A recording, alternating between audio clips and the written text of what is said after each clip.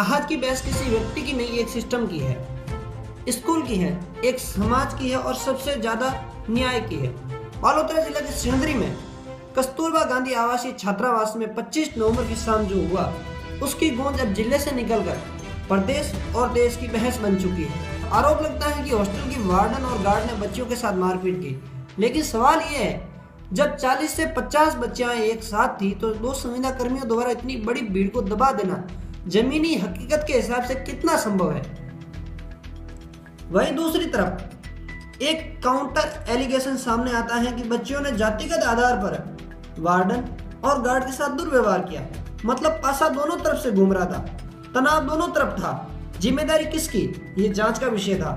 25 नवंबर की शाम हालात इतने बिगड़े कि हॉस्टल में स्थिति इतनी तनावपूर्ण हो गई कि वार्डन और गार्ड ने हेल्प के लिए एमजीएस की प्रिंसिपल शांति डोम, जो उनकी नज़दीकी रिश्तेदार थी, उनको फ़ोन किया। वहीं दूसरी तरफ इसे आप कोइंसिडेंट बोलो या कुछ और, उसी समय सीबीओ कार्यालय से भी उनके पास फ़ोन आता है। ऐसा शांति डोम ने खुद एक इंटरव्यू के माध्यम से बताया कि आप एक महिला हैं और माहौल संवेदनशील है, पहले आप वहाँ पर पहुँचे और हम भी पहुँच रहे। अब सोचिए, एक तरफ बहन का फ़ोन, दूसरी तरफ शिक्षा विभाग का फ़ोन। स्थिति वहां हाथापाई की थी, लड़कियों की चिल्लाहट की थी और दो महिला कर्मचारी खतरे में भी थी। ऐसे में अगर शांति डोम वहां गई तो क्या ये एक प्रशासनिक जिम्मेदारी थी या निजी दखल अंदाजी, ये भी जांच का विषय है। पर जाना गलत या सही, ये अलग बहस है, लेकिन जाना अपराध नहीं है। अब असली ट्विस्ट तो यह आता है कि हॉस्टल में मूल विवाद था वार्डन, गार्ड और स्टूडेंट का, लेकिन अगले 24 घंटों में पूरा नैरेटिव पलटकर किस पर आ गया?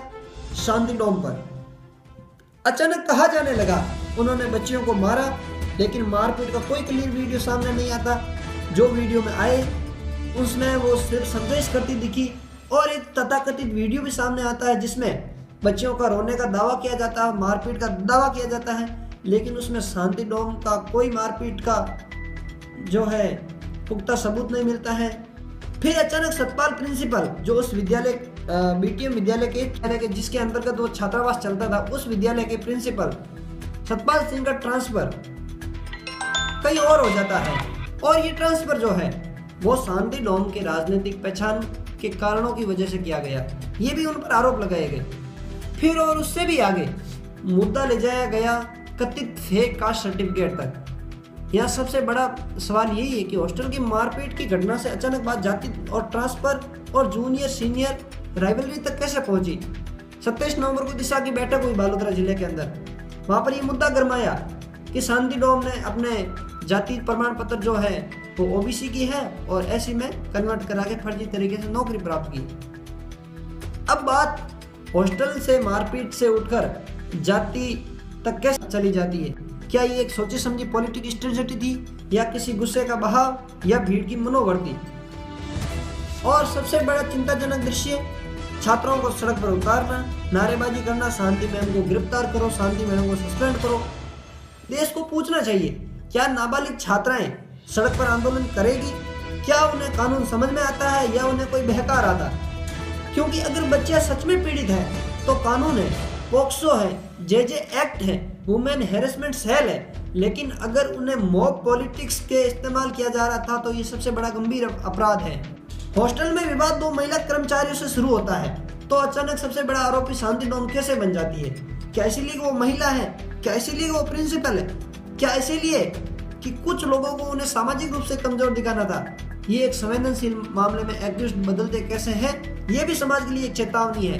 भारत में कानून है, आरोपी चाहे छात्रा हो या प्रिंसिपल, जब तक जांच पूरी न हो कोई दोषी नहीं हो सकता। सार्वजनिक दबाव से किसी को निलंबित या गिरफ्तार करने की मांग कानून का उल्लंघन है। और viral video justice Indian constitution में कहीं नहीं लिखा है। हॉस्टल का सच क्या था ये तो जांच बताएगी, लेकिन इतना साफ जरूर है, किसी भी लोकतांत्रिक समाज में एक महिला, एक शिक्षक या कोई भी नागरिक गलत आरोपों, भीड़ के दबाव और सड़क के नारे पर दोषी नहीं बन सकता। इस देश में फैसला कानून करेगा, न कि भीड़।